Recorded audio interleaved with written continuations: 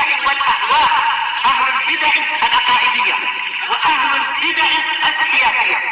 نقول بيننا وبينكم السلف، بيننا وبينكم الكتب، كان فيقول البدع بيننا وبينكم. الرحمن الرحيم. Qala al-Imam an-Nawawi rahimahullah al-hadits tsani wa sab'un ba'da 800 872. Wa an Amr bin Syu'aib an abihi an jaddih Abdullah bin Amr ibn al-As radhiyallahu anhuma anna Rasulullah sallallahu alaihi wasallam qala, bahwasanya Rasulullah sallallahu alaihi wasallam beliau bersabda, la yahillu lirajulin ayyufarriqa baina itsnain illa biidznihima. Tidak halal bagi seseorang untuk memisahkan di antara dua orang dalam majelis, dalam tempat duduk, kecuali dengan izin mereka berdua. Rawahu Abu Dawud wa Tirmidzi wa qala haditsun hasan. Ya, di sini Syekhuna Abu Amr juga mengatakan hasan. Al-Albani juga menghasankan. Wa fi riwayatin li Abi Dawud la yajlisu baina rajulaini illa bi idznihima, yaitu tidak boleh seseorang duduk di antara kedua orang yang lain kecuali dengan izin mereka berdua. Intinya adalah hadis ini membahas masalah adab duduk, yaitu jangan berbuat zalim. Orang sedang duduk berdekatan, tahu-tahu dipisah tanpa izin, asal ditolak-tolak, misalkan tolak kanan, tolak kiri, lalu dia duduk di situ. Ini Nabi mengatakan la yahil, tidak halal, berarti haram, berarti berdosa dia, karena ini menyakiti. Sementara dalil-dalil yang ada itu menunjukkan tidak boleh kita menyakiti orang lain. Maka na yu'minu billahi wal yaumil akhir fala yu'dhi jarah. Hadis muttafaqun alaih dari Abi Hurairah. Barang siapa beriman kepada Allah dan hari akhir, maka jangan dia mengganggu jiran dia, mengganggu tetangganya. Sekarang ini jadi tetangga, duduk kanan, duduk sebelah kiri, itu ini semuanya adalah jiran. Maka tak boleh menyakiti tetangganya tadi itu dengan asal tolak-tolak, tapi minta izin lebih dahulu. Dan hadis ini juga menunjukkan bahwasanya dua orang yang sudah duduk berdekatan, mereka memiliki hak. Makanya dimintai izin lebih dulu. Boleh tidak saya duduk di tengah-tengah kalian? Ada izin. Baik, menunjukkan orang yang lebih dulu datang dia lebih berhak. Sebagaimana dalam hadis yang telah kita lewati itu, orang yang duduk di suatu tempat kemudian dia pergi, maka dia lebih berhak untuk kembali ke tempat itu. Apalagi dia tidak pergi, dia masih terus duduk di situ. Tak layak kemudian dia ditolak-tolak ke kanan ke kiri. Dia yang lebih berhak. Apalagi ini ada dua orang, mereka berdua punya hak. Maka barang siapa ingin duduk di tengah di antara mereka berdua, wajib minta izin. Ini kalau memang dua-duanya berdekatan. Adapun kalau memang sebenarnya ada tempat kosong, maka ini bukan milik siapa-siapa, ini wakaf, ini tempat umum. Adapun yang dibahas oleh Nabi adalah orang yang betul-betul duduk berdekatan, berhimpitan istilahnya ya, atau saling menempel. Makanya dikatakan ayu farriq, memisahkan. Adapun kalau kenyataannya seperti yang biasa di masjid-masjid, orang duduk di sini, kemudian di sampingnya kosong, di samping lagi baru ada orang. Ini hakikatnya orang yang duduk di tengah dia tidak memisahkan yang nanti datang itu. Karena hakikatnya dua orang tadi memang sudah terpisah, sudah ada tempat yang kosong untuk orang lain.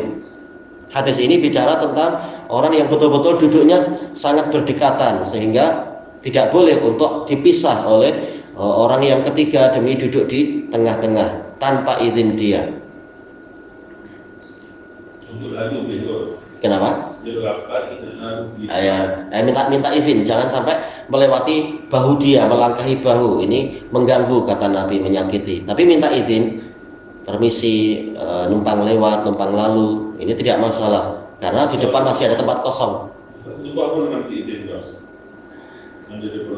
Mungkin isyarat, kita kasih isyarat. Kalau memang tempat depan ada kosong, isyarat tanpa bicara.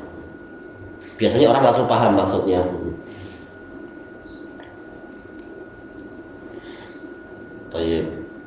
Kemudian masuk ke hadis yang berikutnya. Al-hadis Al-haditsus salis wa sab'un ba'da samanimi'ah 873. Wa an Hudzaifah radhiyallahu anhu anna Rasulullah sallallahu alaihi wasallam la'ana man jalasa wasatal halqah. Bahwasanya Rasulullah SAW melaknat, mengutuk orang yang duduk di tengah majelis. Rawahu Abu Dawud bi isnadin hasan. Kata Syekhuna Abu Amr, kesimpulannya dhaif.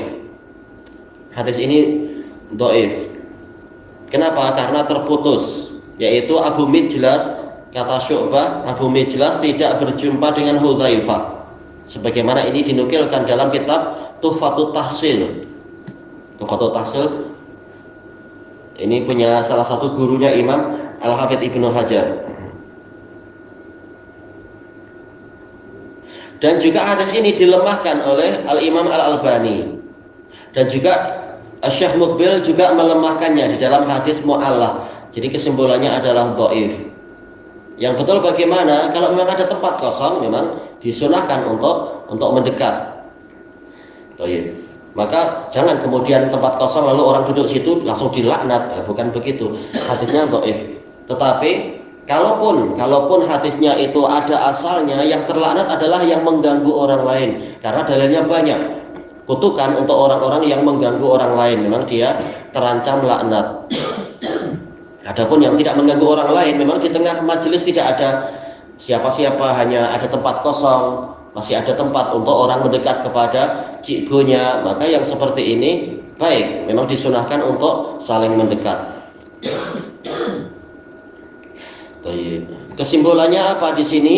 Islam itu memang menghargai hak setiap orang, terutama hak kaum muslimin atau hak orang kafir yang dhimmi, yang sudah membayar jizyah. Adapun yang harbi, dia tak punya hak apa-apa, namanya harbi. Tapi secara umum Islam sangat menghormati hak, meletakkan hukum pada tempatnya. Tak perlu dengan istilah-istilah baru atau bid'ah-bid'ah yang dibuat-buat orang. Syariat Islam sendiri adalah ajaran yang sempurna, masing-masing mendapatkan hak sesuai dengan kadarnya. Tak perlu menggunakan istilah-istilah apa mungkin maki, madani atau apa yang ujung-ujungnya adalah untuk melemahkan hak muslimin demi menghargai hak orang-orang kafir. Na'udzubillah. Nabi tidak mengajarkan macam itu. Tapi ikuti syariat, selesai. Tanpa istilah-istilah yang ujung-ujungnya malah melemahkan fanatisme kepada Islam, melemahkan kecemburuan pada Islam itu. Ilahuna wallahu a'lam. Cuma ini ada tambahan catatan dari Imam Nawawi ya. Wa rawat Tirmidzi an Abi Mijlas anna rajulan qa'ada wasata halqah.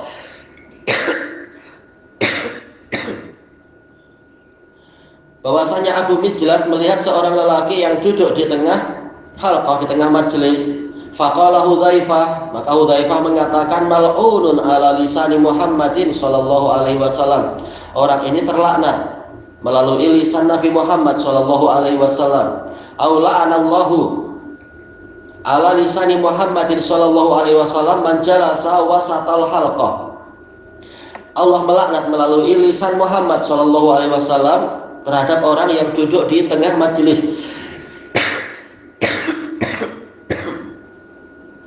Rawahu Tirmidzi. Qala Tirmidzi hadis hasanun shahih. Kata Syekhuna Abu Amr, yang betul ini adalah dhaif. Penyakitnya seperti yang disebutkan terdahulu. Syu'bah mengatakan Abu Mijlas itu tidak berjumpa dengan Hudzaifah. Baik.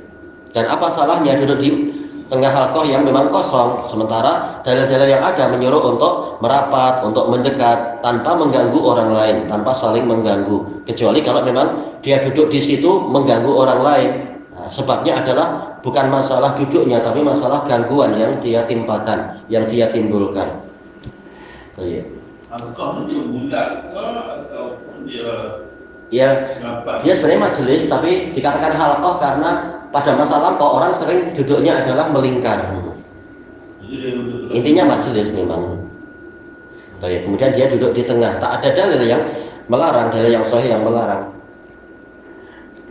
Makanya telah kita lewati di dalam Arba'in Nawawiyah, yaitu apa? Qabisah itu malah disuruh Nabi untuk mendekat, maka dia mendekat melewati orang-orang sehingga duduk di hadapan Nabi, menunjukkan ada tempat kosong di situ. Dan itu tidak masalah. Yang penting tidak sampai mengganggu dan menyakiti orang lain. Kalau kau makan ni, tak perlu ibu nak beli. Alkohol makan. Kalau memang pinggannya itu, piringnya itu untuk 10 orang, tahu-tahu ada orang ke-11 datang, ya ini dia menyakiti orang lain selama masih ada sebenarnya piring-piring kosong, tempat-tempat kosong istilahnya. Adapun kalau tidak ada yang kosong, memang makanan hanya segitu, memang disuruh untuk tafassahu, tawassau, ya berlapang-lapang, saling membantu. Nabi mengatakan apa? Ta'amul wahid yakfi isnain, ta'amul isnain yakfi salasah, saling membantu. Jadi kalau sebenarnya masih ada yang belum diisi, nah ngapain untuk berdesak dengan orang yang di sini? Intinya mengganggu tanpa ada uzur. Yang penting apa? Seperti yang disebutkan dalam hadis sebelumnya, minta izin. Karena hakikatnya dia akan memisah 2 orang itu nanti. 2 orang yang sudah berdekatan. Nah, minta izin dulu. Boleh tidak duduk di sini dan sebagainya. Ilahuna wallahu a'lam.